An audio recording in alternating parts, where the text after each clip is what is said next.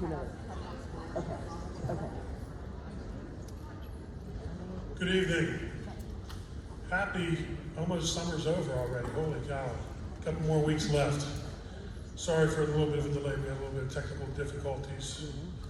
So everybody's here to get ready to apply or started to apply to colleges already. So just got to give you a little bit of background on why we're here tonight. A couple years ago, we polled the seniors on senior exit survey. So seniors that are here tonight will, at the end of the year, will do a senior exit survey, which is a quick survey on what schools they're going to be attending and requesting their final transcript. So as part of that transfer, the senior exit survey, there's 3 or 4 questions that Mr. Villani wanted to ask the kids on how to improve the school.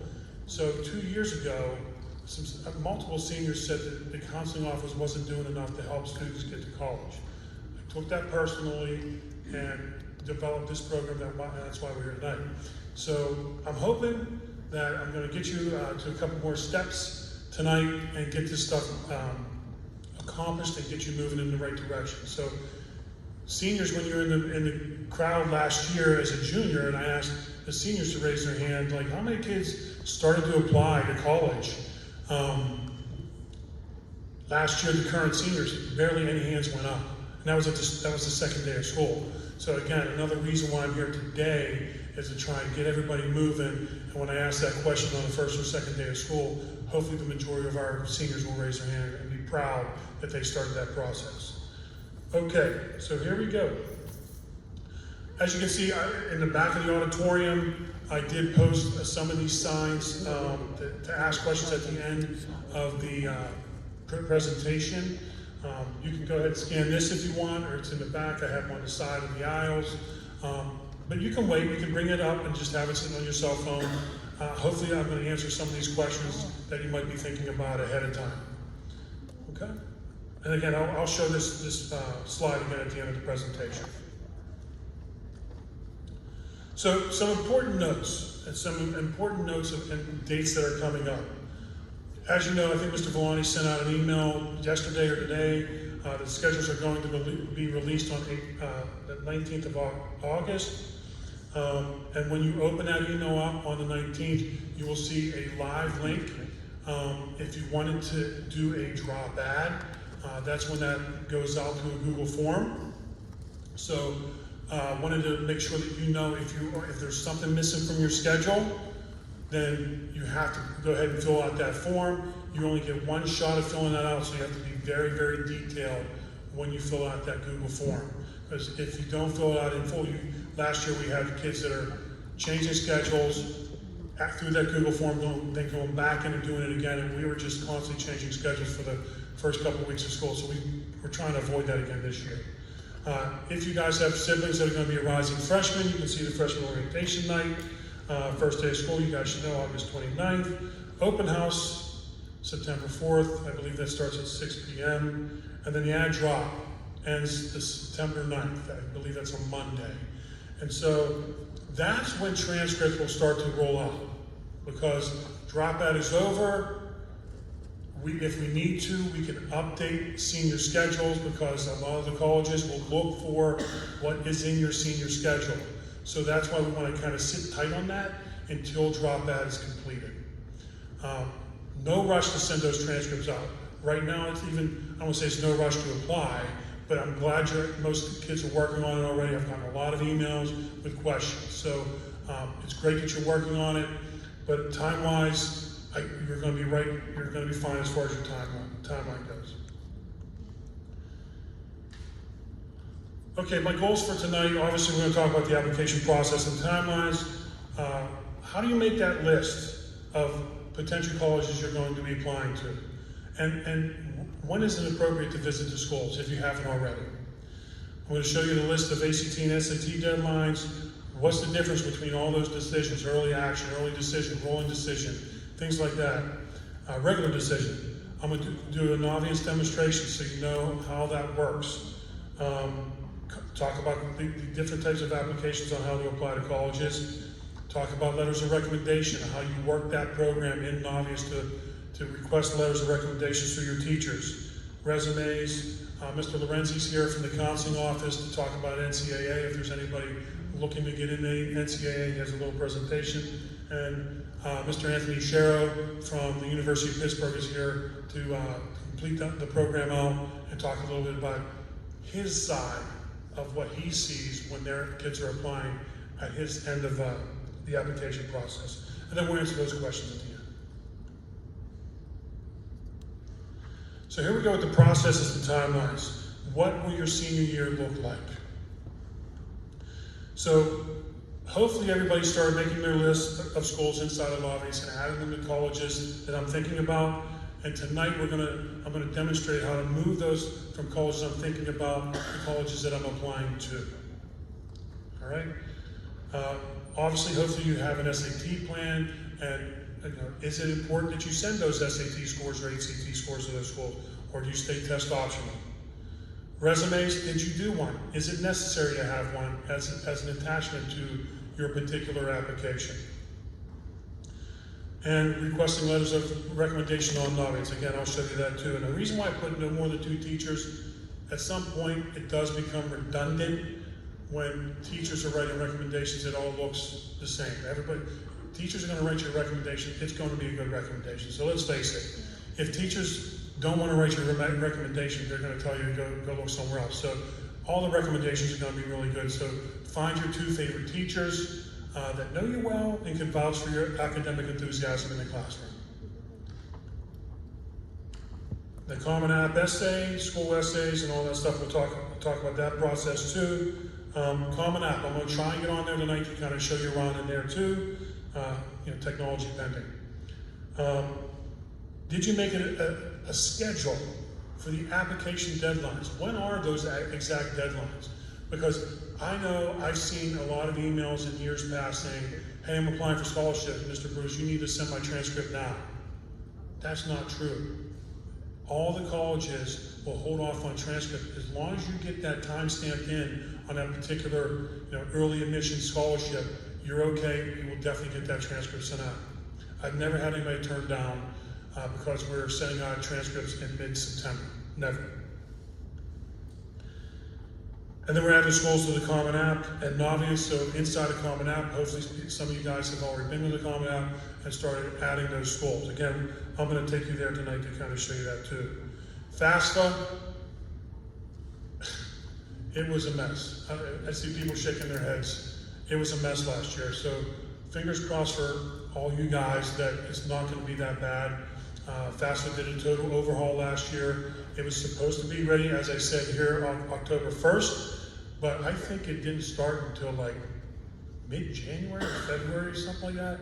Last year, it was, and I know seniors were still getting scholarships in June because the schools were delayed on that. I don't know if you can vouch for that, Anthony, when you come up here about the scholarships, but I'm sure you can take that line there too. And researching and applying for scholarships. I usually tell senior students, don't go nuts looking for scholarships now. Your first step is to get that application in, get all your applications in, and then go looking for the money. Okay? That's the priority. Let's get the applications in, then you can go have some fun and look for some scholarship money. There's a lot of money out there, many, many places on the internet. Your job is to go look for it and pad your pocket so you don't have to, your parents, or you don't have to spend too much. So which schools are you going to apply? How are you going to make that list and visit it? So filters to use when you're making your list is what type of size of school you're looking for. What matters? Is it the size of the school? Is it the teacher ratio?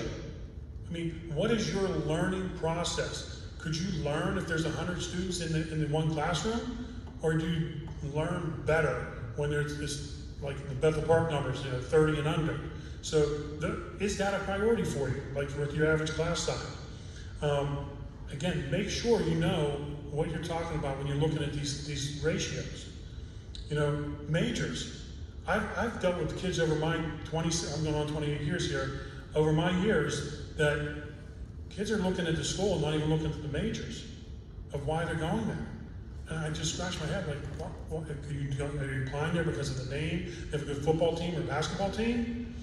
Or are you going there for an education? Those are the kids that typically will email me their first semester of their freshman year in college saying, hey, Mr. Bruce, can you send my transcript to the school? I'm transferring. And to me, that just was a wasted semester, because if I'm a receiving university, I'm not going to accept those credits. I'm going to make them pay. So keep that in mind when you're making those searches out. You know, what is your criterion as a student going forward to that particular school? How are you going to pick that school up? Does the majors play into that? You know, again, here, programs, cultures, activities, and reputation. Does all that matter to you when you're choosing that particular school? You know, if I'm going to go in a certain major, do they have certain types of programs that match up with that major? So when you come out, what type of experience are you going to bring forward to a potential job interview? Right? When you go into an interview, you want to be able to sell yourself to get that job. So does that school have activities and programs that match up with that major? Bingo, because that's how I'm going to pad my resume. Because that's what you're trying to do from day one in college. Even if you have to volunteer, do they have volunteer programs? That's what we're looking for. Obviously, everybody wants to know what the cost is, the affordability, and things like that. Shop around. A lot of those private institutions have hidden scholarships around that can match up, no offense, with Pitt and those public schools. Some of these private schools can actually really pony up and give you some money with those scholarships. So don't roll out some of those private schools against the public schools as well. And always go to the admissions reps and the financial aid office, and you can work those programs to try and give you some money, more scholarships. I can't tell you how many conversations I've had with parents over the years I've worked here, where they played one school against another school, telling both schools you're my number one school, and I need to get that number down a little bit more. And schools will work with you. They'll find those numbers, and sometimes if it's a public school and they're limited on funds, they're going to tell you flat out, like, this is where we're at. We can't go any lower. So thank you, and be on with your day, and then you can go again and look for other like schools that you apply to. It does work. I know one parent came up to me when I was announcing a basketball game and said, thank you, I just saved $50,000. I called 2 different schools, and within a half an hour I saved 50 grand. So it does work. Okay? Again, location, that's a big deal too, because a lot of kids sometimes will look to go far away from home because they're trying to get away from, you know. So ultimately, after the 1 year away, I get that email from the kids saying I need to move closer to home because I'm homesick. So they're trying to get closer to home. Again, losing credit. So that's the whole notion of that, is to kind of have that parameter around your area to make sure that you're close enough to get back to home. Okay, so the inexact science for making your list. So how many schools do you want to apply to? I had a parent that told me he was going to gamble. And he had his kid apply to 40 to 50 colleges. I'm like, that's a lot of money. Like $50 an application. He said, yeah, I know, but I'm rolling the dice. My kid's pretty smart. I'm rolling the dice and making sure that he has a good opportunity to make some scholarships. So I saw him around graduation time. I said, well, how did it play out? Did you win your gambling? He said, I broke even. So I don't know if it's worth it, but that was just one that was really up there as far as the most I've seen. So you can see what I have here. You know, it's always nice to have a reach school, probable, and then definites. So again, it's inexact science, so you should have your reach school. There's nothing wrong with that. Okay? But again, make sure you're researching those schools too, inside of Naviance, and what they have to offer with all that extra stuff. And it says add and delete schools as necessary. Again, in Naviance, if you have schools that you're interested in, or schools that you like, delete them if you don't want them. Just get them out of your things so you don't have to look for them again. Now this is the list of the SATs and ACTs for this school year, so if you need to take a picture of that, feel free. We will offer every single SAT test on the board here. ACT, we're not. They have elected to go in another direction and basically told me that they're letting us go. So ACT will never be offered at Bethel Park High School again. So I don't know if we're downsizing. Our numbers haven't been high with ACT, I think because of the SAT going digital. And I've been actively talking to students about what, which is better. And the kids that were saying that they've taken the ACT with paper and pencil actually prefer ACT and SAT. They actually prefer the SAT, the new SAT digital. So I think that's why our numbers are sky high. And I know we're offering in August. I don't know if anybody's taking the August SAT. We're around 350 kids taking it. That's a pretty hefty one. So I think that says volumes about where SAT and College Board has come with that. Okay, so here we go with the decisions. Here's the alphabet soup of what are the differences between all the decisions. Early decision, you can see this slide where it says, usually by November 1st or 15th, the decision is legally binding. What does that mean? So if you're saying, I'm going to do early decision, you're telling that school, you're my number one school. Even though I'm applying to some other schools, you're my number one school. So that school is saying back in return to you is like, okay, so if we accept you, you have to withdraw from those other schools. And the financial part is, we might not offer you that much money. So to me, I've told kids, if you're going early decision, I hope you have a pocket full of money or a rich uncle somewhere to help you with those funds. So I said that to a parent one time. He said, yeah, I actually have a rich aunt. My sister's she's wealthy and she's paying for all my kids to go to school. I'm like, that's supposed to be a joke.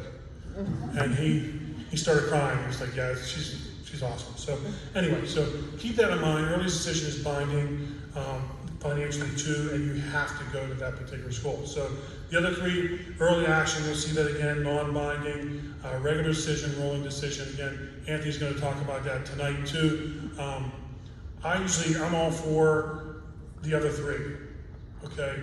You can still negotiate. I'm all about negotiating. I always tell students, it's like buying a car. As long as the school has your major or what you're looking for in a specific career pathway, you can still negotiate. You're buying a car every year. That's pretty much what it costs anyway, right? So you're trying to negotiate the best financial package. So that's why I'm a big fan of saying, those other three, go for it. Again, I'm going to show you when we get into Naviance how you figure out what those decisions are and how to set that up in Naviance. Common App, I believe, does ask you that. I can't go that deep into Common App tonight, but I believe Common App does ask you if you're applying one of these ways, these decisions as well. So what's the difference? Common App, Coalition App, school application. So Coalition App, I think Pitt offers a coalition. I'm not sure. Did they get rid of it? They got rid of it. I think that Coalition App came about a few years ago trying to compete with Common App, but nobody took to it. So I really look at this as two ways that apply, because I put Coalition on there because some kids will usually ask me, what does that mean? I'm like, steer clear. So we're essentially looking at two ways to apply, through the Common Application or the actual school application, where you're going to go to that particular school and you're going to apply through their website's portal. It's that simple. Okay, references and resumes and transcripts. Here we go. As far as teacher recommendations, I know I told the juniors last year to identify a couple teachers that can do recommendations. Hopefully the current seniors have done that. It's not important that the teachers need to submit now. Colleges are not even going to be looking at it yet, okay? As long as the teachers have been identified, you can knock on their door the first day of school and say, hey, Mr. Bruce told me to tell you that I applied to this school. I'm just waiting on your recommendation, so can you send it when you get a chance? That's it. We're good. Again, time-wise with recommendations, the colleges know that we're out for the summer and we're going to just be getting back at the end of August. They're okay time-wise with us getting out there. I'm sure Mr. Sherrill will talk about that a little bit when he comes up. As long as you've asked the teacher in person, sometimes the teachers will say, I need some information on you, like a brag sheet or the recommendation survey. Hopefully everybody filled that out. Sometimes teachers will give a supplemental paper that you physically have to write out and give to them, so it helps them write that recommendation.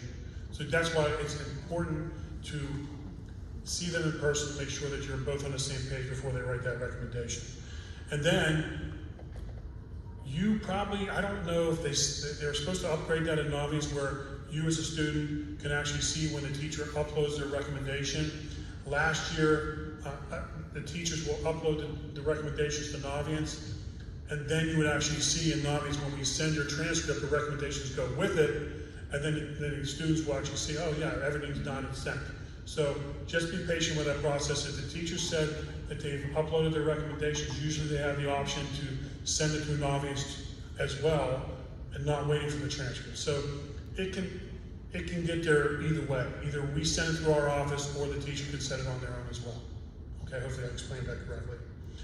Resume, I'm a big fan of sending a resume. Again, the more information a school has on you, whatever you've accomplished in Bethel Park High School, 9 through 12, inside and out, that's a good thing. The more information they have, the more they have to judge you on it and accept you as a student, especially if you're going test option.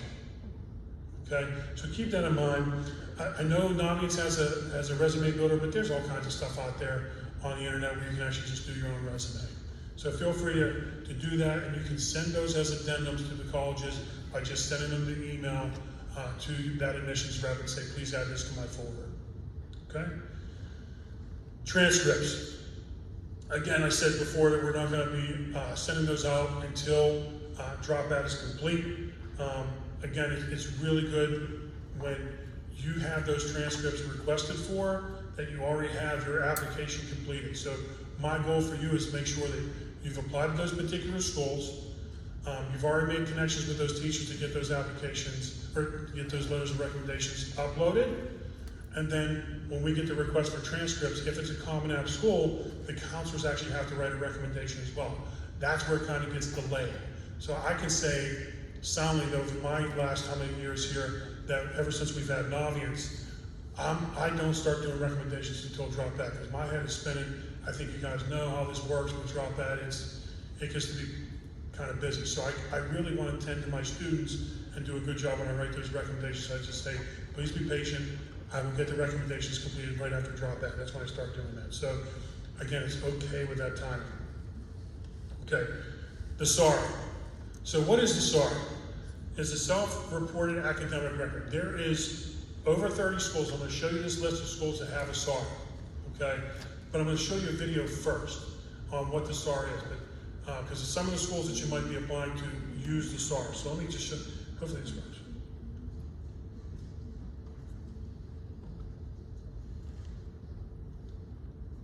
Fingers crossed. And we're back. The team is looking down the barrel of the meeting. They're gassed, Jim. Can they turn it around? That's not it. If this is your first time hearing about the self-reported academic record, or you haven't heard much about it, you may be wondering, what is the self-reported academic record? How is it going to impact my college application process? Let's dive into that. First, the self-reported academic record, also known as the SAR, is a way for you, the applicant, to personally record your academic information to be sent to participating universities. You can look at an unofficial transcript or an online report card to enter your GPA, class rank, and completed or in progress 12th grade courses that you received high school credit for. You can also reference score reports to self-report the results of any official exams you took, such as the SAT, ACT, and TOEFL if your university requests them through the SAR. Now, how is this beneficial to you? Using the SAR simplifies the application process.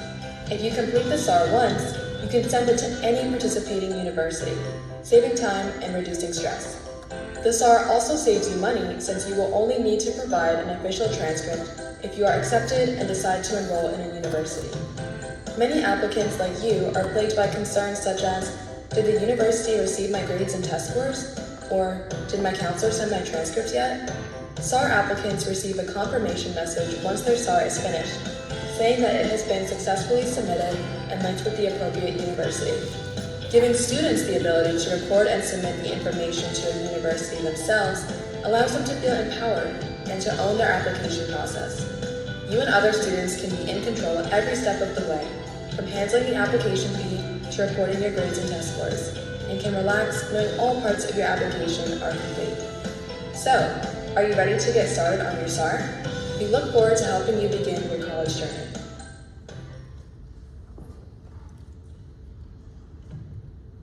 All right, give me a minute while I get this back.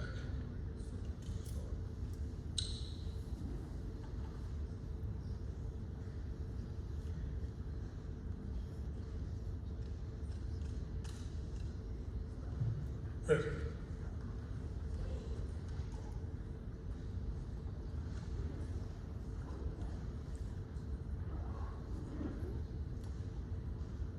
What is it?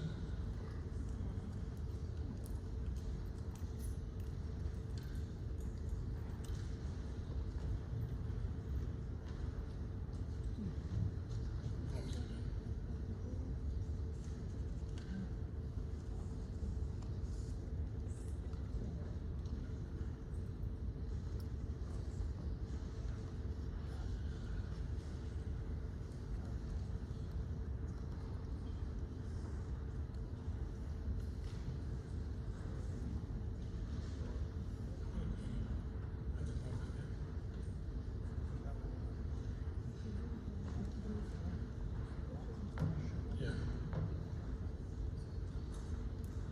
Sorry, it was logged out.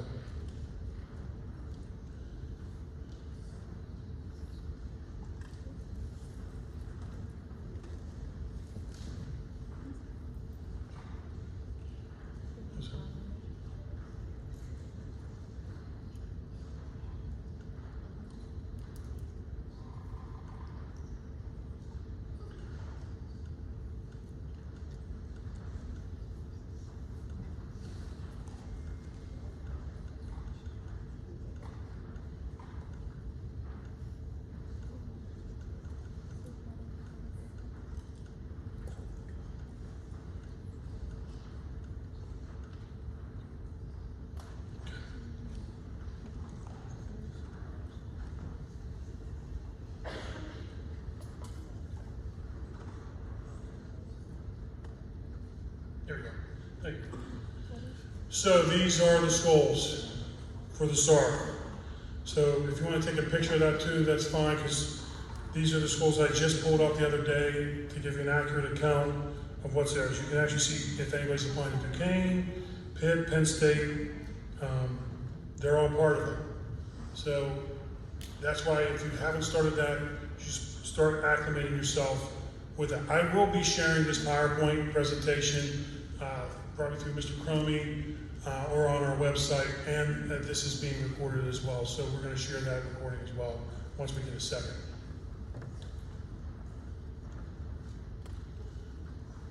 Okay, so here's now, I'm going to get into Naviance real quick. So if you guys have your laptops and you've logged in, just give me a second to get in there.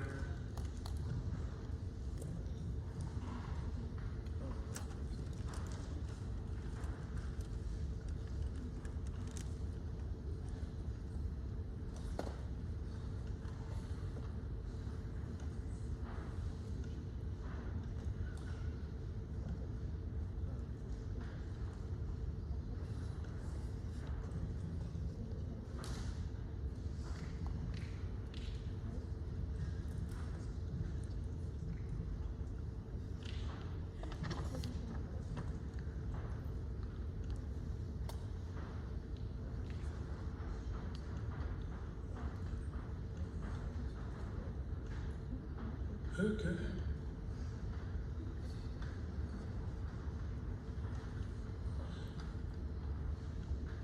So inside of Naviance, I'm going to bring up the senior level here once it loads. So if you're in Naviance, and I did give you guys a Naviance quick guide. I believe I shared that out in our email blast through Naviance. That's front and back. Again, if I talk too fast, it's because I get excited. Everything's covered on this 2-page program, and obviously there's some stuff on STAR and financial aid there as well. So I'm going to go ahead and start with when you go into colleges, I'm going to drop into colleges I'm thinking about. This is where when I challenge you as juniors to get all your information in there as to what colleges you're thinking about and load it up. So you can see in the delivery type, what does all that mean? Okay, if you get a computer there that doesn't have a CA in there, that means you're applying directly to the institution. Meaning, you're going to go to that college's website, you're going to open up an account, and you're going to apply through that college portal. Okay? If you get a computer with a CA, that's Common App. Those are the two ways we're looking to apply. Okay? And just for parents, I'm going to just jump into something, just so I wasn't planning on doing this, but I am going to show you this too, which I really like. When you click on the school's website inside of Novians, I just want to show you a little bit of how I did this for the current seniors now last year, just to kind of show them how to kind of figure out what's going on in Novians with these particular colleges. So if you scroll down, obviously parents are focused on the average net price, but that's only the family income from 0 to 30K. So you can drop that down to here and see how it changes. So, but what I like to see is, what are those quick facts? What's the undergraduate enrollment? What is the student to faculty ratio, which is right here? Average classroom size, which was what I was talking about earlier. So you kind of get a little glimpse of what to expect in those particular schools. How do you compare with other schools that apply to Lehigh? There's a GPA, there's an SAT and ACT score. And I like to show students down below, on every page in Novians for that particular school, you're going to see a phone number and an email. Financial aid office, 3 important points of contact. Colleges are keeping track of your points of contact. How many times are you connecting with those schools? Is it through email? Is it through a phone call? Is it through the college fair? And everybody knows we're having a college fair here, okay, coming up in October. Again, 130 some schools. Perfect opportunity to meet with those college reps, okay? Points of contact, and I asked Barry Dorr, who was one of the directors of admissions at Pitt, does that really matter? Does that really matter? Every time you go into a college, they give you that little note card, you have to write down stuff, and so, does that really matter? He said, Mike, we definitely keep track of that. He goes, because when it comes down to it, and they're applying to our particular school, we want to know, are they just throwing an application at us through Common App, or did they actually make a communication with us to make sure that they know what type of major they're coming into, what type of environment that they're getting into. That means a lot to us. I said, well, is that Pitt or is that everybody in general? Because that's everybody. We want to make sure that everybody has a genuine interest in our particular school. Okay? So keep that in mind when you start to whittle down your numbers for your schools to make sure that you are making those points of contact. I just opened up Novians for college visits, and I'm going to show you that too here in a minute, of how to when colleges will come to Bethel Park High School and meet in the hub, the academic hub, and talk to students, okay? Shame on you if you're interested in that school and you don't go to the academic hub, okay? I'm going to show you how to do that before I get out of Novians. If I forget something, tell me. Studies. Again, this is a whole subheading here. What type of studies they have. What did I say before? The student life. So what type of activities are you looking to get involved with? Novians puts it all under one hood. Housing information, there's your organizations and services. Does it match up with your major? Is there something there that you can really get involved with and build that resume? Okay? Admissions information. I know I'm going fast, but I just want to make sure that you see this information. Okay? There's your information. Here's Bethel Park's history of the kids that applied to Lehigh in 2024, 4 applied. Okay, you can see back in 2021, 3 applied, 2 were accepted. So that is there for every one of our schools that kids applied to. Here's the scatter grant. What is that?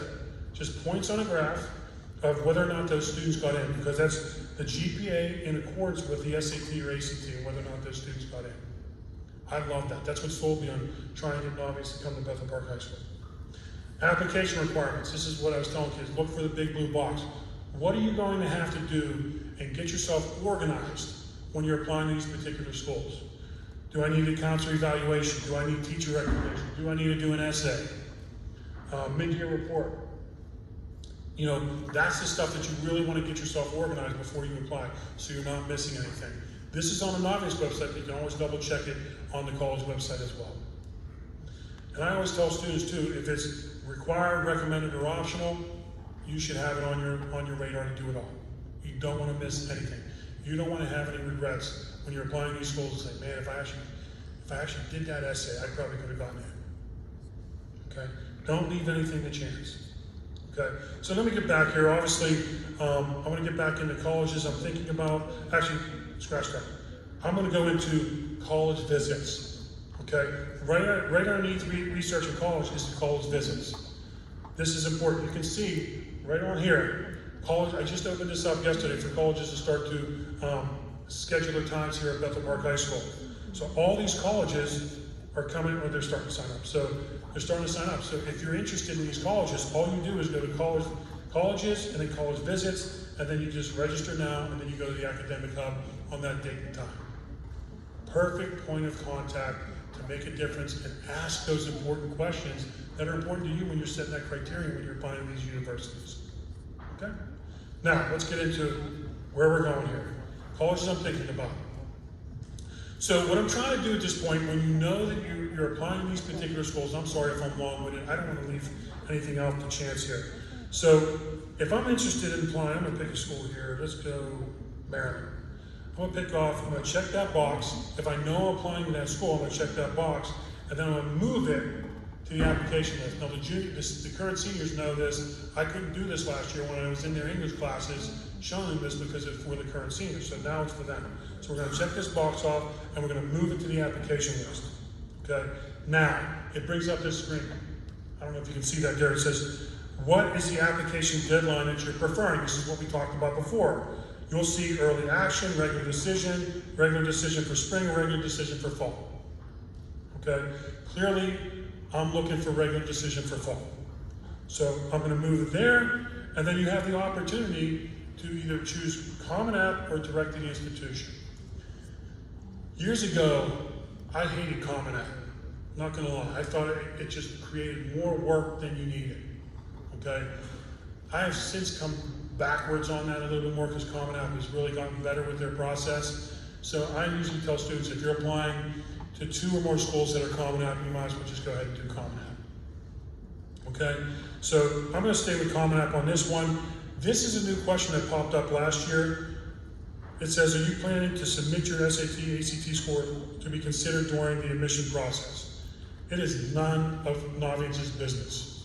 There's no reason to do this. So I'm telling kids, let's go undecided. None of their business. Speaking of which, we don't include SATs or ACT scores on our transcript. Okay, so you know that. So when you're requesting SAT or ACT your transcripts, you actually, if you're going to submit your scores, you actually have to go to those websites and send those scores from the websites to that particular college. Okay, so we want to steer clear of this tiny little box where it says, I've already sent my application. We just want to just leave that unchecked. Then don't check the blue box. We want to go with the white one which just says add application. So there we go. We're over here, and now if you look at the top of the box, it's colleges I'm applying to. I moved it over. There's University of Maryland, and then it's sitting here in colleges I'm applying to. Now it says it looks like, and then you have this pink ribbon. I have this pink ribbon up here where it looks like I have to match my Common App to Naviance. Why is that? Common App and Naviance are 2 different websites, clearly. So what you're trying to do is get Common App to join in with Naviance. The reason why that happens is Naviance and Common App work together, it intertwines, where the teachers and counselors can do their recommendations and upload them inside of Naviance. So when we go to send the transcript, it goes from Bethel Park High School, from Naviance to Common App, from Common App to the colleges. Okay, that's how that works. So we're all under one hood. So teachers don't have to have 2 username and password, one for Naviance, one for Common App, and then they forget to send on one website and do it on the other. It just adds way more confusion. So this is why we want students to go ahead and match up their Common App with their Naviance. So all you do is hit match accounts. I did do this with the current seniors last year in their junior English classroom. So that's sort of how that looks. Where they would just go into Common App, sign in, and that matches them up. Okay? All right, so that's where we're at with that. So I'm trying to think. Now, when we're in Naviance, I'm going to try to show a couple more things here. I'm on colleges I'm applying to side. So I usually tell students, seniors, the applying to colleges and scholarships and money side, those last 2 columns are strictly for them during their senior year. That's their hub. Okay, so we're working on, last year the first 2 steps were find your fit, research colleges, and now we're in the last 2 steps, apply to college, look for scholarships. Okay, so right now they're only on step 3, applying to colleges, and then when they're done applying to colleges, we're going to swing over to the 4th column and go looking for the cash. Okay, so under the colleges I'm applying to part, I want to show you where the letters of recommendations are. Okay, some kids, I know it's on the orange sheet here, but I want to go ahead and show you how that looks. And that's not going to show. Okay. Sorry about that. In this website, if you guys are using your laptop, you click on letters of recommendation. It brings up another website, and all you do is pick off those 2 teachers that you're looking to apply to, and you click on add teacher. Maybe write them a thank you note.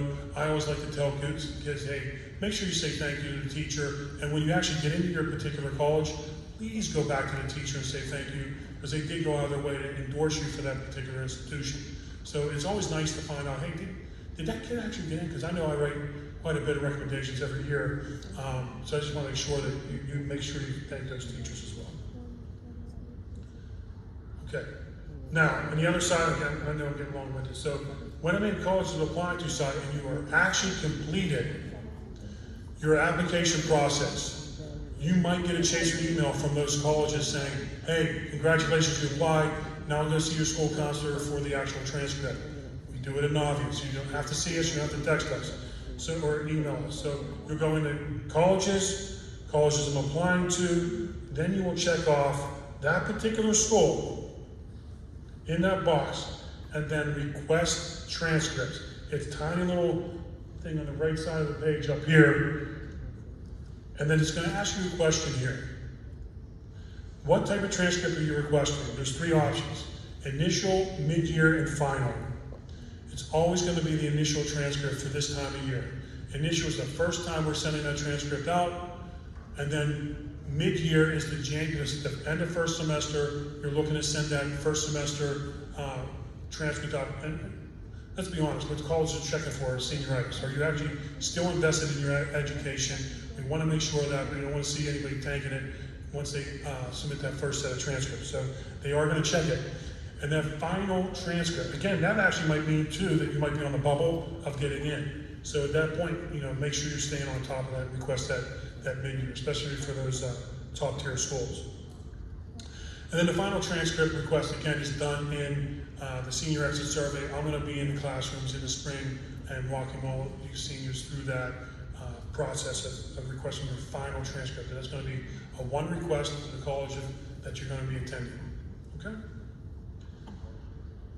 All right. I think that's what I want to cover there.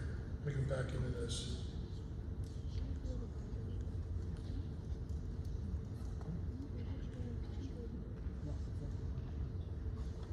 Oh yeah, emails. I did have that on here too. When you're requesting or putting your email out there, please make sure that it's your personal email. Do not use BP Hawks. I can't tell you, we usually get a handful of kids that will use the BP Hawks email as in their application process. Bethel Park is strictly, that's an internal email, so they will never get any results back. So please put the word out there to use your personal email address, okay? And it said also, start visiting your schools. Let me just do a quick blurb on that too. When you start to visit your schools, some kids will actually apply to schools without actually visiting. That's okay. But when you start to whittle it down on where you're going to go, I strictly encourage kids, you got 3 college visits that you can have excused absence for, make sure you go. There's no reason why you can't go. And I tell kids, don't go on the weekend, because we know what's happening on the weekend. Come on, let's be honest, okay? So you want to go during the week, when the classes are going on. If I know what major I'm going into, then I'm going to request that admissions rep. I'm going to ask that admissions rep, like, I'm going to go into business. Can I get into a business class to sit in that day to see what it's actually like from that professor? The colleges should abide by that, because if they want your money, they're going to make it work for you when you go to visit. So please request that, almost demand it, because you're going to be spending a lot of money to go there. So make it worth your while to sit in on one of those classes or a couple. Okay. Okay, so here's Common App and Obvious and how that works. So bear with me. I'm gonna try and get in here. Again, this is not my laptop, so I'm gonna try and jump into my account here.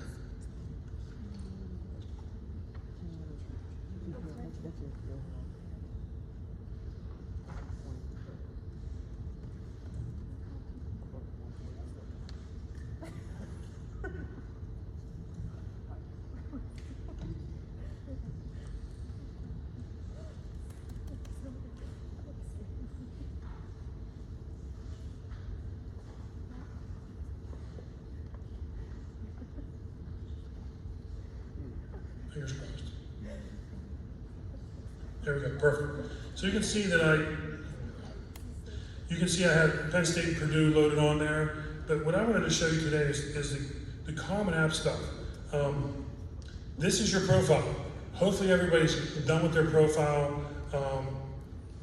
This is the colleges and the courses and the grades. Again, this is your transcript and what you're building here. Okay, so make sure that if you think that you're going to be changing your schedule, again, there's no rush to fill this up, but you want to get this complete and as accurate as possible. I know kids will change like second semester schedule or classes there, but it's important to make sure that this is right when you're entering all those course information and grades. I know I was attending Penn State one time and they had the self-reported, what is it called? The self-report form where they're actually just reporting their own grades and they don't have to submit their transcript. I don't know if that does that or not, but this was like 5 or 6 years ago. And I raised my hand and said, do you see kids like actually inflating their grades to get in? And he said, yeah, we do. And I'm like, well, what did you do? Well, we fact-checked it at the end in June and we dismissed them in August. So there was 5 or 6 of them. They found that they inflated their grades and they said, you're no longer a student. So, but I know when they're filling out those forms, it's important that you're accurate. So inside of my colleges, I just want to show you again, I've gotten a few emails from Common App from kids saying that I'm their advisor. It's okay to do that at Common App, but there's no need. It's a standard for all the counselors that if the student's filling out a Common App, we have to do a recommendation. So no worries about that. But here's the recommenders, and here's the review Common App and submit. Recommenders and FERPA. This is the waiver saying that you're okay with us sending your recommendation without you looking at it. So you're going to complete that FERPA. Don't forget, that's an important thing that really holds kids up from us sending out those recommendations. So that really pushes them back a little bit. So that's one thing I really wanted to show you today. It was the inside of the My Colleges, everybody has to do the FERPA. So just make sure about that in Common App. So again, take your time. There's no rush. We are well ahead of it. Can you imagine if I even do this tonight?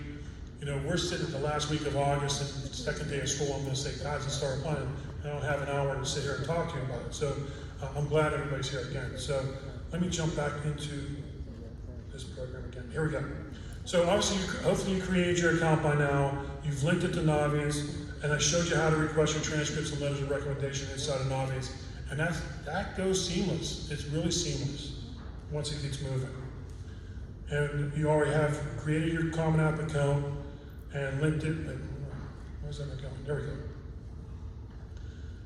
And I just showed you by completing your Common App profile and submitting your application. So again, I can't stress enough, even if you're doing Common App and you submit your application in Common App, that doesn't mean you're done. You still have to chase down your recommendations and request that transcript in Naviance, which is what I just showed you. Tracking your application status, you can actually do that in Common App as well. Sometimes in Naviance kind of lags a little bit. So just be patient with that whenever you're emailing your counselor to ask them questions like, did it get submitted? It's delayed. I mean, again, Mr. Sherrill will talk a little bit about that. And they actually have to download it on their side, so he'll chat about that too. Okay, so here we go with the NCAA information. I'm going to bring Mr. Lorenzi up, and I'm going to take a little water break. And then let me bring your, yeah.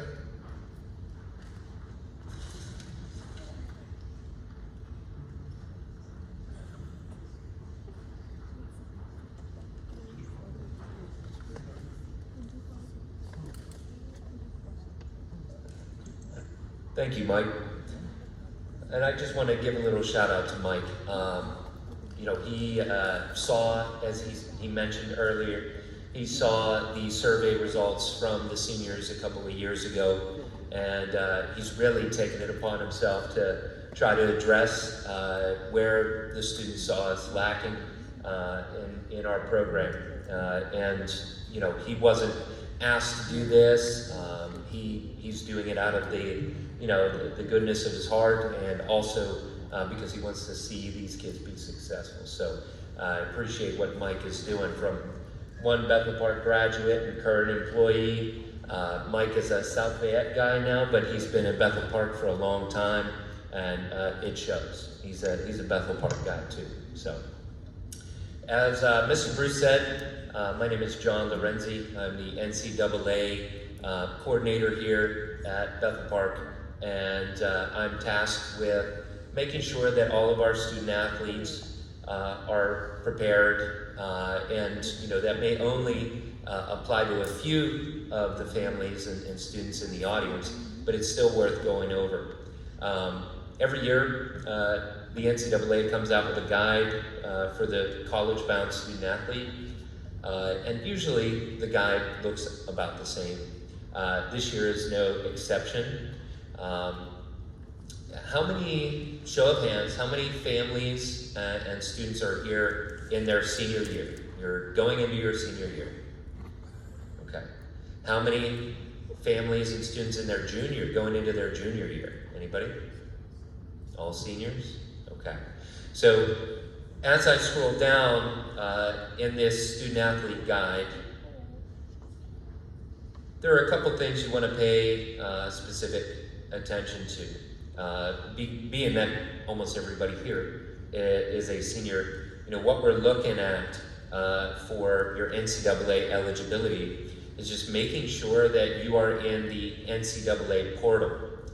And if you're playing division, or you look at playing, or you're hopeful to play Division 1 or 2 NCAA sport, you're going to need to sign up for a certification account in order to get into the portal. That runs you about $100, somewhere around there, not terribly expensive. But then your name gets in the portal, and that allows me to send your transcripts. Now, I automatically send transcripts at the end of the junior year for NCAA kids in the portal, and their final transcripts at the conclusion of their senior year. If you're being, or you had been actively recruited, let's say as early as sophomore year in some capacity, you're going to want to be in that portal as well with a certification account, so that I can send and you can request transcripts get sent after your sophomore year. So if you have any younger siblings or younger kids that are going to be coming up through that are hopeful to play NCAA sports in Division 1 or 2, you know, that's something you're going to want to consider. Big thing that you want to make sure that you have straightened out. In your senior year, maybe it's a little bit late in the game, but it's still something that you need to do, is you're going to want to take a look at the course list for Bethel Park High School. So what does that mean, the course list? So the NCAA recognizes only certain classes as being part of their core class requirements. Not every class at Bethel Park High School qualifies as an NCAA course or an NCAA eligible course. And the way to check that is to go to the NCAA Eligibility Center and click on the See My School's course list. And our school number is, I'm sorry, I was on there. I think it's 2270.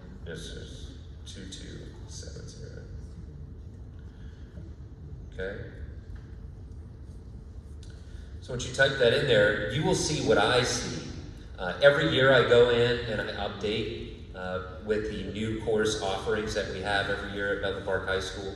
I'll be updating the courses that I would like the NCAA to approve. And what you can do here is you can run through each of the departments' English classes, social studies, math, science, world language counts, and those are the areas that count towards NCAA credits, where you'll find those classes. As an example, right? Many seniors take business math, and business math, as of right now, is not an approved NCAA course, right? So if you're hopeful to be playing NCAA Division I or II, you definitely want to check out these courses in the course list. So really, that's the most important thing that I have to show you. If anybody has any questions about the NCAA process, please do not hesitate to reach out to me. My name is John Lorenzi. So it's Lorenzi, John, John, at bphawks.org. And if you ask me a question that I haven't heard before, I'm quick to go ahead and reach out to the NCAA. They're very responsive. You can do the same on your end, and I will give you an answer for sure. But yeah, that's NCAA for seniors. That's what you want to be paying attention to, that course list. Mr. Bruce, I'm sorry if I messed anything up here.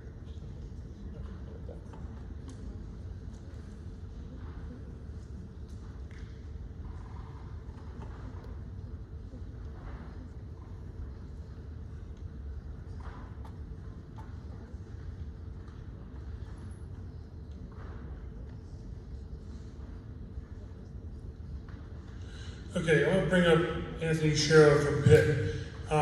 He's been all over. I would say he's been all over the place. I'm sure he can talk to you about where he's been and what he's done so far. So he's been has history at tech school, Penn State, Keysport, and now he's at the University of Pittsburgh. So we appreciate him taking some time out to talk to you guys tonight. What it looks like from his side of the application process, the receiving side. Anthony.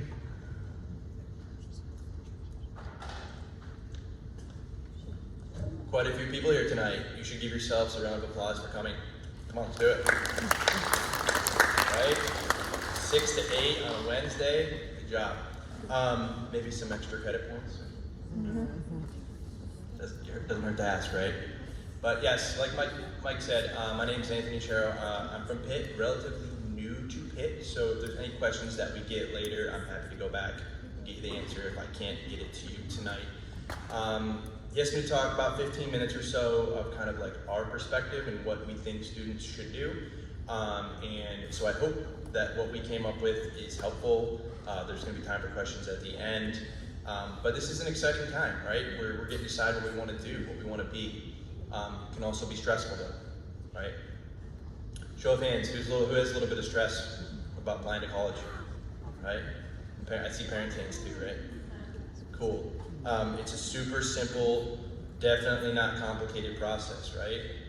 No, that's why we're here, right? So use your school. One thing to take away from tonight is use your high school as a reference, okay? Go to the counseling office, ask questions, reach out to the schools that you're applying to. I'm here, all of my contact information is going to be shared at the end. Feel free to reach out with questions when you're in the application. That's what we do constantly this time of year. There's tons of questions that come up. Seems simple, but there's just little tweaks you need to do. So definitely use us as a resource. And then at any other school you're applying to, there's people there that can help you as well. So ask questions. And another takeaway would be visit the schools. Okay, it's kind of a pain if the school is far away, but like he said, you have excused absences. Go see those schools. In some of my previous roles, prior to working for Pitt, I was at Penn State, and every year I was at the Greater Allegheny campus on McKeesport. Every year we'd have students that got accepted and went to University Park, which is the main campus, and it wasn't a right fit. A lot of times they didn't visit or didn't visit enough, didn't get a feel for it. So the feel of the school is super important. It might be your dream school, but go check it out. Until you're there, you might not know. So those are the big takeaways tonight. But we'll get started here with the presentation. What are colleges looking for, right? So a lot of this is going to be pretty self-explanatory, but it doesn't hurt to go over some of these. And some of the basics, what we think are basics. turns out some people aren't thinking that way. So a complete and cohesive application submitted on time. That's the biggest thing you can do. Mr. Bruce had talked about some of the application deadlines. Those are hugely important. Some schools are flexible with them, some schools are not at all. So make sure you're aware of those and make sure that your application is complete. And you'll hear from the school a lot of times if it isn't. But like you said, like Mike had kind of talked about as well, just be sure that you're checking all of those things. Obviously, competitive academic record is a big one, right? You want good grades. Schools are looking for that. Some more competitive than others. And don't slack off your senior year, right? You had mentioned that as well. So grades, keep your grades up. The type of courses that you're taking, right? Take the challenging as possible for you. Take those classes. We're going to look at those as well. Strong SAT, ACT scores, okay? And some of the schools are test optional. Some of them require them. The schools that are test optional, obviously they're optional, so you can apply with those.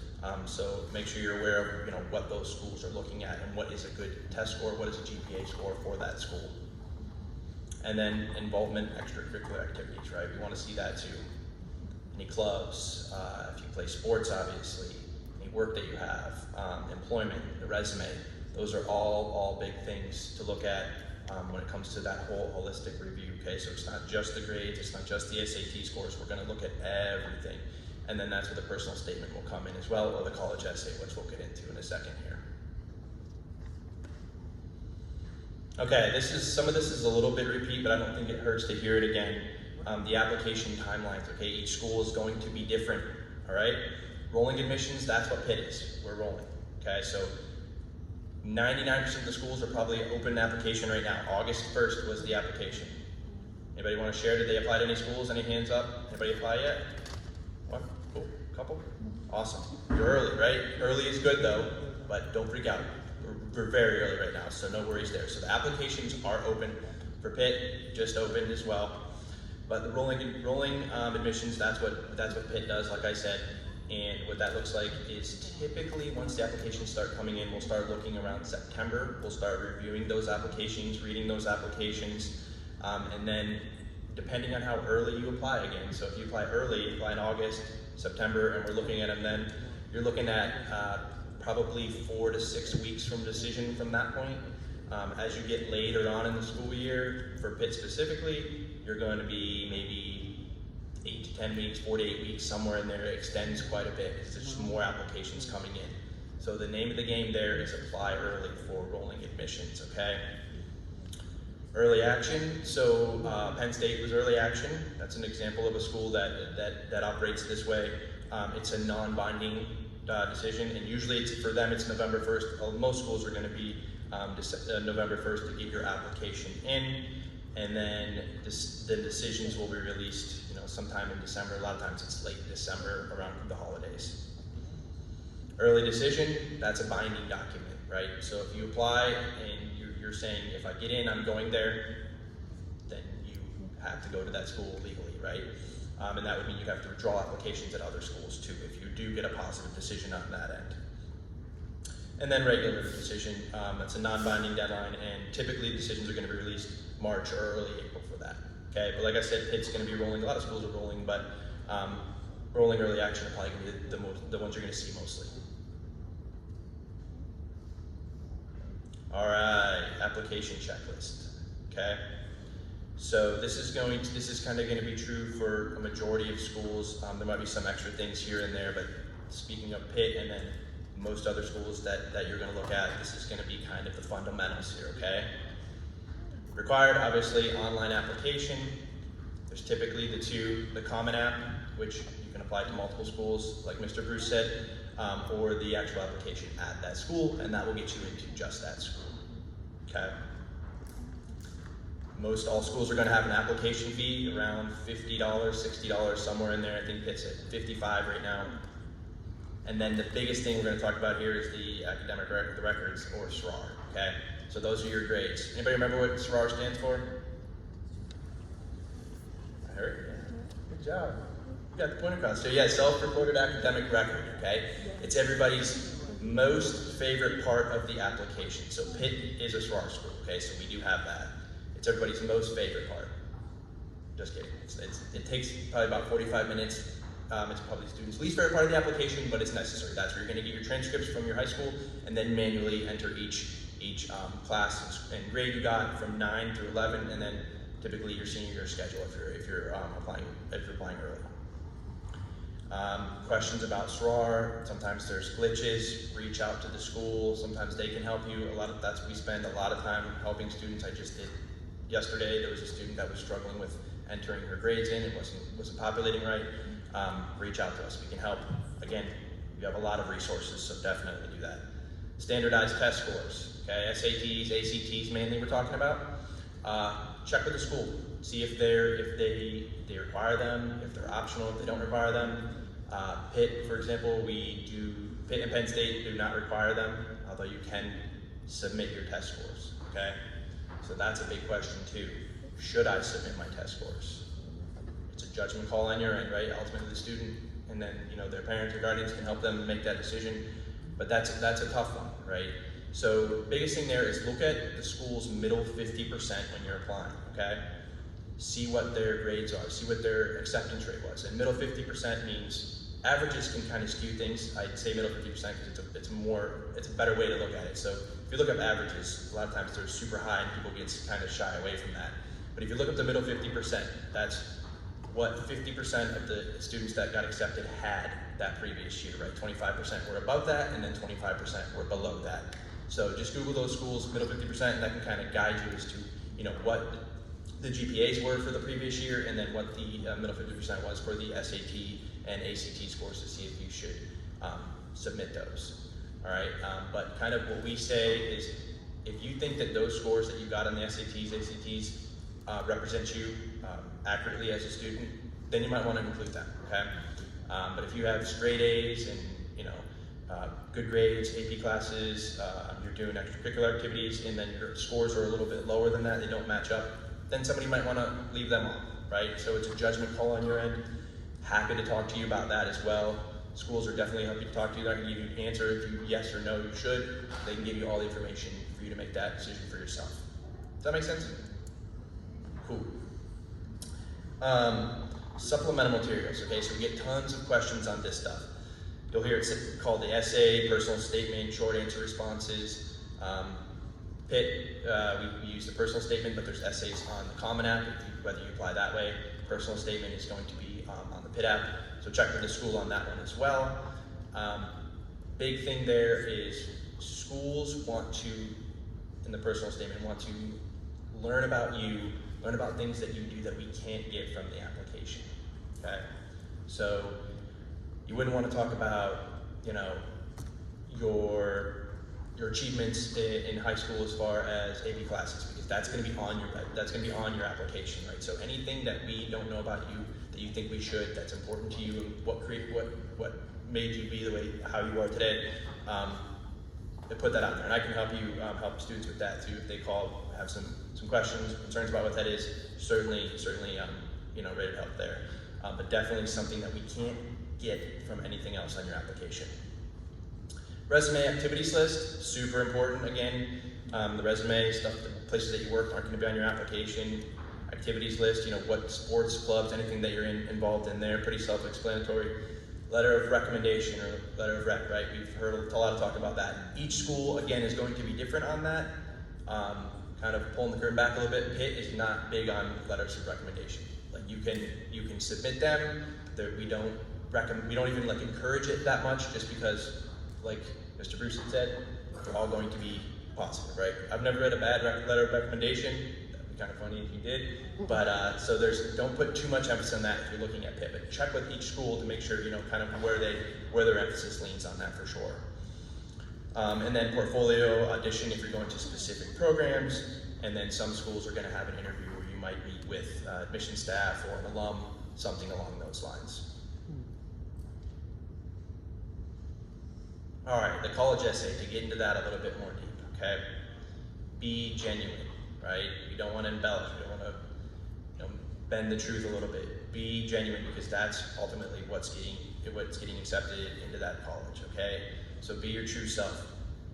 And then put yourself in the shoes of somebody reading those applications. So when I start reading applications here in the fall, I might be doing them, Monday through Wednesday from 9 in the morning to 1 in the afternoon. So it's a lot of reading, and it can get a little monotonous. So make it interesting. When you're thinking about it, make it cool. I saw an example of one where, and it doesn't have to be any crazy life event. Maybe you're sitting there, and I remember when I was in high school, it's like nothing like traumatic or really that crazy has happened in my life. Knock on wood, I probably shouldn't do that. But I just read one last year that was basically said, it was about her, it was a student who talked about trying food and how she related that to her life experiences, and it was a really, really neat way of doing it. So it was nothing crazy or cool, it was just everyday thing, but it was different. Yeah, so avoid those common topics. Nobody reading essays wants to hear about your COVID experience, most likely. I've heard a lot about COVID. That was a really popular one to write about, right? But that would be an example of something that's common and we've seen a ton of, all right? And then avoid controversial topics. I mean, there's some definitely areas that are exceptions to that rule, but typically, rule of thumb, avoid the controversial topics, and then have somebody proofread your essay. Believe it or not, we get essays all the time with errors in them, so definitely have somebody take a look at that. All right, FAFSA, free application for federal student aid. So this is how you're going to access your loans for school, right, or work study, right, how you're gonna pay for school. Unless you're super rich, you're gonna wanna fill out a FAFSA. Again, lean on your school for support with that. I know you guys are doing the FAFSA night, right, with the other schools? Yep, so there's a virtual FAFSA night that'll be hosted here at the school. Take advantage of that. They have people that are gonna go into it way in depth. I mean, we're just gonna scratch the surface here, but it's important because college is expensive, right? So we wanna make sure that we're doing everything we can to alleviate the costs, on you and your student there. It's need-based federal and state aid, right? So when people say, what's college gonna cost me, that's what they're getting at, right? What it's gonna cost you based on student's income, if they worked and reported it, and the parent or guardian's income, okay?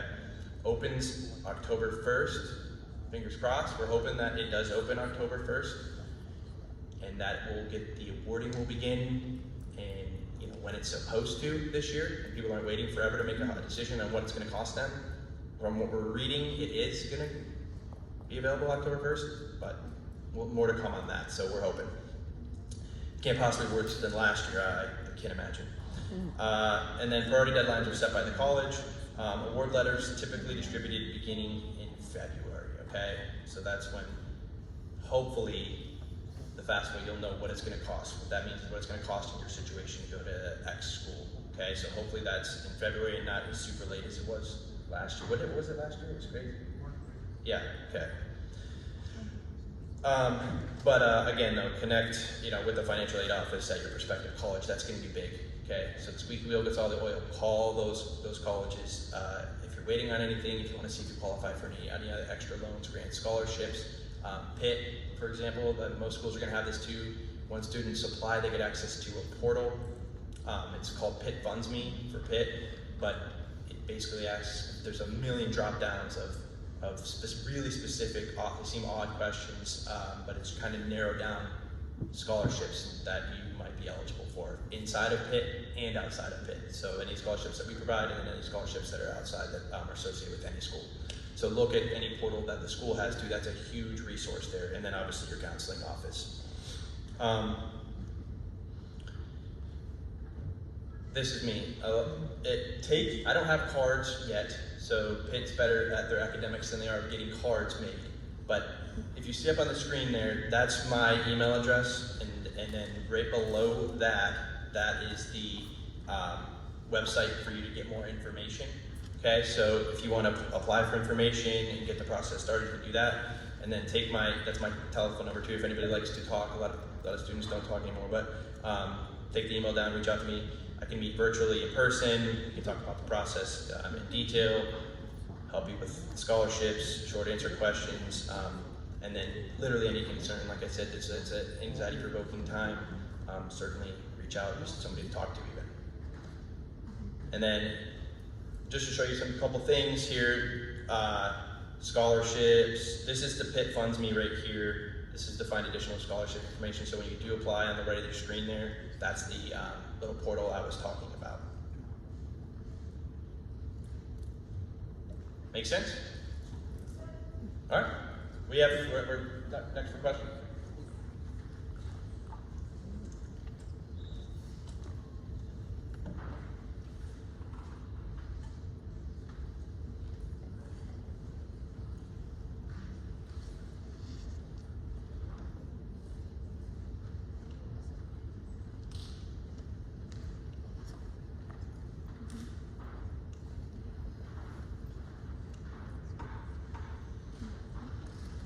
First of all, I want to thank Mr. Sheriff for coming to Bethel Park tonight. I appreciate your time and efforts from Pitt to come, so thank you, Anthony. I thank Mr. Lorenzi, too, for kicking in for the NCAA clearinghouse. I appreciate that. I don't want to forget, we definitely have our associate principals here, Mr. Keith Walters and Mr. Jim Fozzi. I want to appreciate their support for coming on tonight, too. That was really nice. And Chris Plummer, AV, in the back, which was extremely helpful because I struggled getting my laptop working, and he pitched in and got an old laptop, so we got this off without a hitch. So that was really, if we didn't have a laptop, I'd be in trouble. So I'm bringing this back up again. If you want to scan this to ask some questions, I'm going to give the microphone to Mr. Lorenzi. He's got the spreadsheet, so he's going to throw some questions our way. I'll leave this up for a second.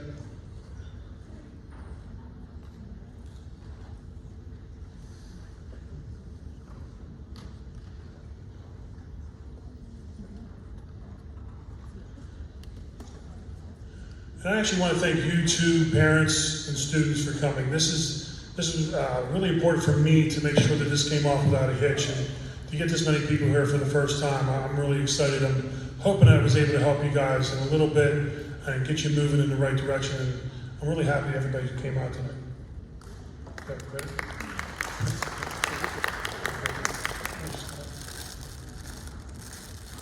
Can you get this other mic going or no?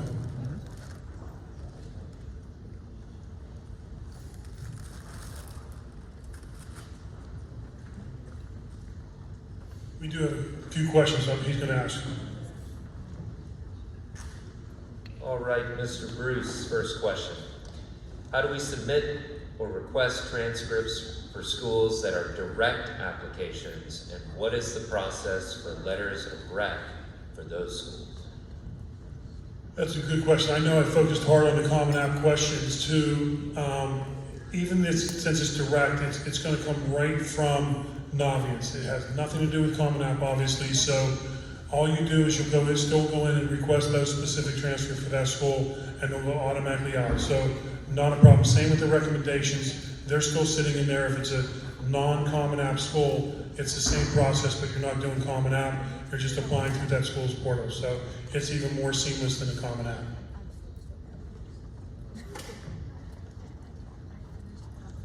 All right, we have two questions surrounding the SAT. The first question is, if a school is SAT optional, should you submit your score? And related to that, why would you not? I'll do my part, and I'll ask Mr. Sherrill to do that. I think, again, and maybe he'll back me up on this too, is I'm a big fan is if you're in that range and you're using Naviance, you saw those grids inside of Naviance for SAT and ACT, so if you're in that 50 percentile range, I'm a big fan of submitting that test score. So, but if you're kind of on the border, I'd hold back, maybe take another SAT test or ACT test, but you still can apply while you're taking those tests. So if the school's going to struggle to accept you, they may send an email saying, hey, we're waiting on another SAT score. So you've already got that scheduled, you're good to go, but you still should be applying. Do not wait on an SAT test score or an ACT test score. Yeah, absolutely right there. And another thing would be super score too, right? I know some schools will super score, so they'll take your highest test score that you submitted. So keep that in mind. But yeah, if you feel that accurately represents you, look at those numbers there. But I will say it's not going to hurt, like for Pitt and most schools, it's not going to hurt you to not apply with it. Some people worry about that. Like they're going to assume that I just had a bad SAT if I didn't submit it. Not true. Okay, it literally, you can't see what you didn't submit. So no stress there if you don't think you should submit your SATs.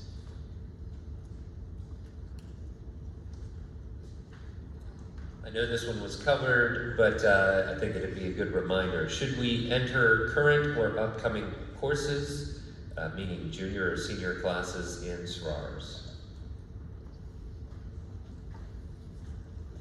Yes, so typically it'll give you, when you get on the SRAR, it'll give you your future year schedule or your senior year schedule that you can put in there. Yeah, then you can definitely do that. Good question here. Should I add Steele Center as a secondary high school? My grades from that school are on the high school transcript. Yes, definitely. Anything that's on your transcript should reflect anything going into the SRAR, Common App, or anything. You have to make sure that everything is there according to what's on your transcript.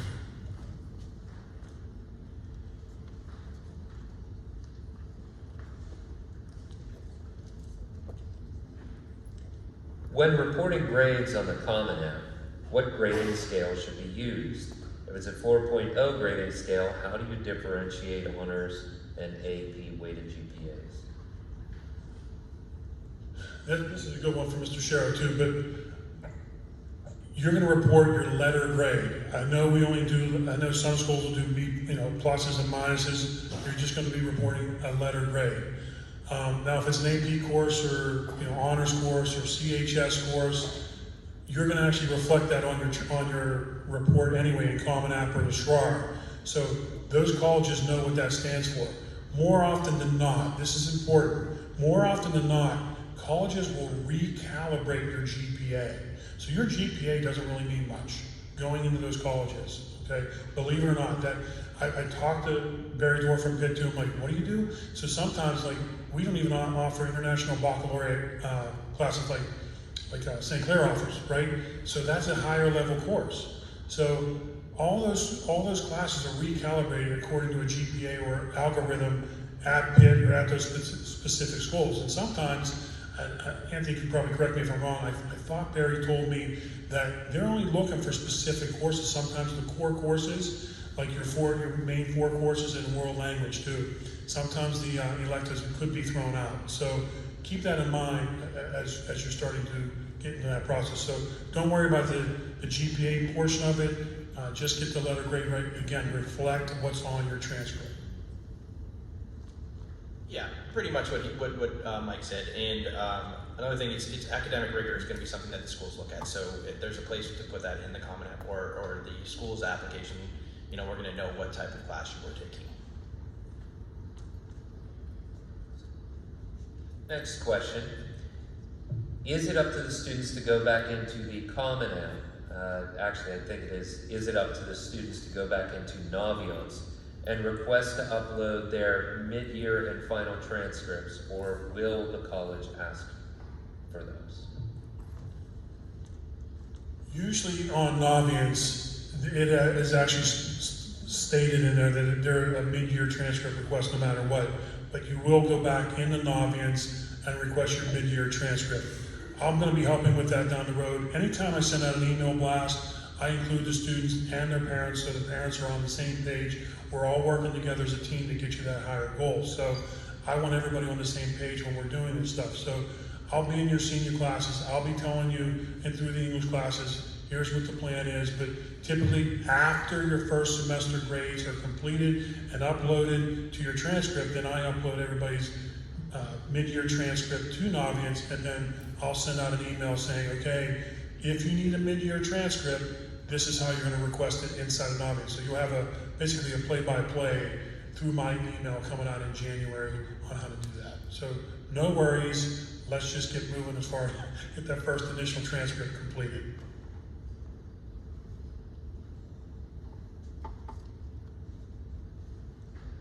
Does the Common App FERPA waiver, or do the Common App and FERPA have to be linked to Naviance before applications can be completed and sent?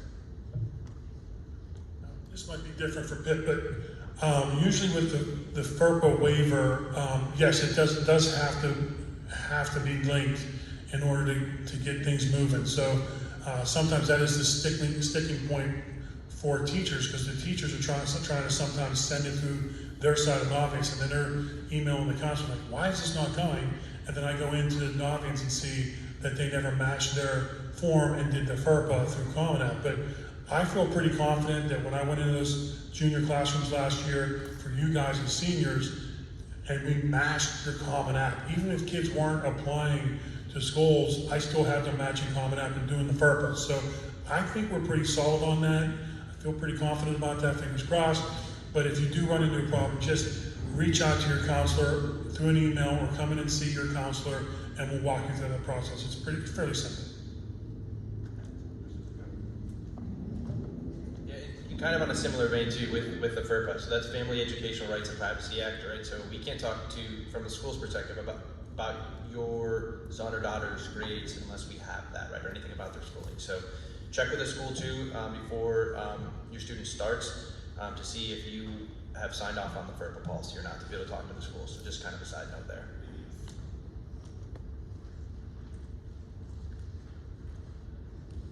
Is it better to select early action or regular decision in a college or university's mind? Yeah, it's a total judgment call, and I don't know if Mike has seen anything else on there, but I haven't seen too much of a difference either way from my perspective. But for both colleges that I was at, Penn State has early action. It helped to get in on that side if you did the early action, right? You were applying earlier in general. I think that was more of the help than the early action as itself. So that's kind of my limited knowledge on that. Not too much of a deal, more on the side of applying early. I totally agree with Anthony. I mean, to me, the sooner the better. I think early action, not early decision, I'm steering clear from that, but early action, regular decision, or rolling, I think you're good on any of that stuff.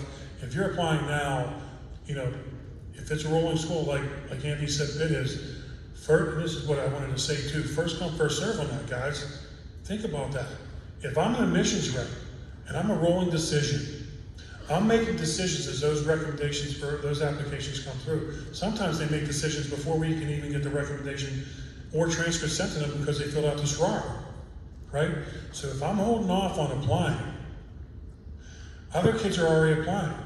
So if I'm an admissions rep and that kid has their SRAR filled out and they're in the 50 percentile, I'm going to accept them.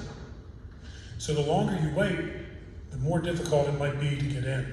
And that's why we're here tonight, is to get you moving, because as that list gets up higher, I'm going to be a little bit more selective on as your calendar progresses. I'm going to get a little bit more selective as an admissions rep and say, you might need to be a little bit higher, not the 50 percentile anymore. You need to be 60, 70 percentile and higher with your grades before I accept you there. So that's why I say the sooner the better. You can get in under that if it's a rolling admission. So just food for thought as you go forward.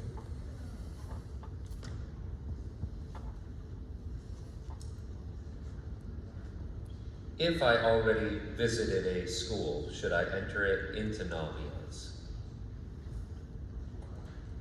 Definitely. If you're visiting any schools and you're interested or going to apply, it has to be in there. So the sooner the better you get it into colleges I'm thinking about or colleges I'm applying to.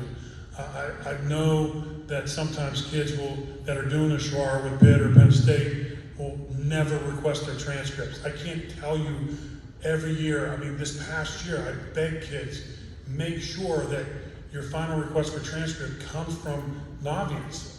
And they still blew me off this current senior year. I was like, you're not going to get your final transcript sent out. So make sure that you get the school that you're applying to is in colleges that I'm applying to. Okay, even if you're doing a SHAR, because you're not going to be requesting a transcript, because you're doing a self-report. And schools will accept you on that self-report. But when it comes time at the end of the school year, that school wants to fact check your transcript. So if you're not requesting it, we're not sending it. And that runs into problems, because I've gotten emails from students from Penn State, I'd say October, November, and saying, Mr. Bruce, they're going to dismiss me because I didn't send my final transcript. And here comes, I go to check their senior exit survey, they never requested the final transcript. Whose fault was that? So just keep that in mind. That was a great question. One other thing, I want to talk about the FAFSA too. The FAFSA, we are paired with South Fayette with the FAFSA completion, or FAFSA night, financial aid night. So, actually Anthony's wife runs that at South Fayette. So I'll get information out on an email blast through Naviance about financial aid night. That's always a good program hosted by our FIA representative. Now, come October, when it's FAFSA time, I already booked the FIA rep for to come into our auditorium. We're going to probably be in the cafeteria to do a FAFSA completion night. So if you think you're going to have any difficulties, I'll send out another Naviance email blast to say, here's where we're at. You can come into the cafeteria, and this person will bring in reps, and they're going to walk you through that whole process of FAFSA completion. It's a really good free service from FIA.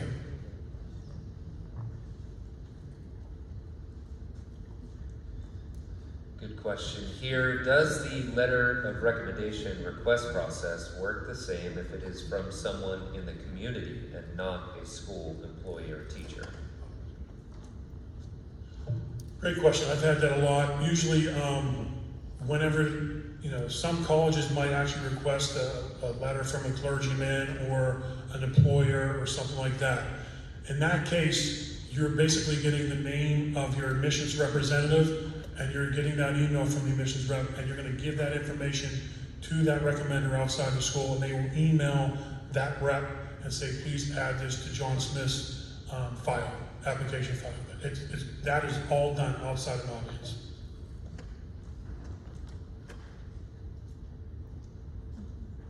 On the Common App, if it's an A to F grading scale, how do you know if your final grade is A+, A minus based on your transcript? We're not doing it pluses and minuses. That's just a simple answer. It's all, whatever's on your transcript, it's A, B, C, D, that's it. So other schools might do the plus and minuses. We do not employ that program, so whatever's on the transcript, we just have to make sure it looks the same. I don't think that's going to matter too much, does it? No, I don't think it does matter. So please, no worries about that.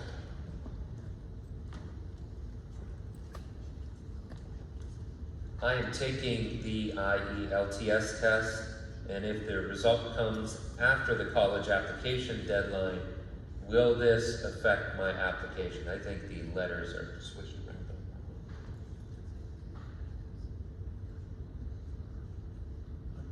It's another test other than SAT, ACT. I think the letters are just... Okay, I'm sorry, I'm not familiar with that test. So if you want to, whoever asked that question, please see me in person after this is over. We are gonna, okay, that was the last question. So what we're gonna do is after we leave here, me and Mr. Lorenzo will stay up here. Mr. Sherrill will come up, we'll stay here too. We'll kind of separate out a little bit. And if you have questions, particularly towards Pitt, he's more than willing to answer any of those questions. I just want to save those Pitt-specific questions for him after we're done. And then I'll sit up here too and answer any questions. I'll make sure everybody has their questions answered before they left. And once again, thank you everyone for coming tonight. I really appreciate your time and attention. I was hoping we were able to help a little bit. Thank you.